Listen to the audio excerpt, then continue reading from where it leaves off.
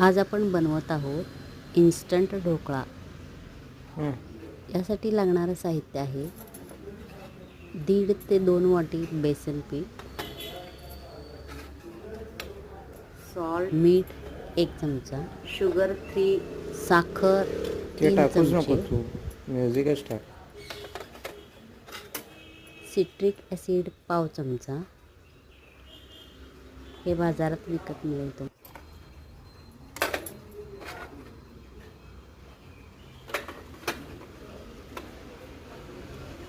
Oil 2 ते 3 चमचे। आता हे सर्व एकत्र फेटून घ्या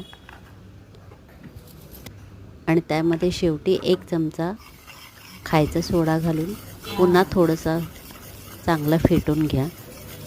चांगलं फ्लफी होईपर्यंत याला 5 ते 6 मिनटं एकाच डायरेक्शननं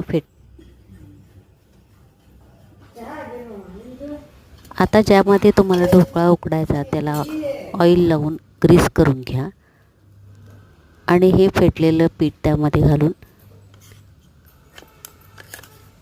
गरम केलेल्या कुकरमध्ये 20 ते 25 मिनिटे बेक करण्यासाठी ठेवा।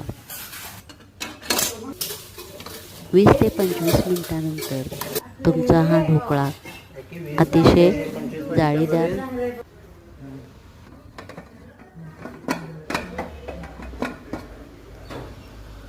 आता हा ढोकळा झाला का चेक करा। जर सुरी क्लिअर बाहेर आली तर हा ढोकळा आपला तयार झाला असं समजा। थोडासा गार झाल्यानंतर प्लेटमध्ये ढोकळा काढून घ्या। आता त्यावर आपण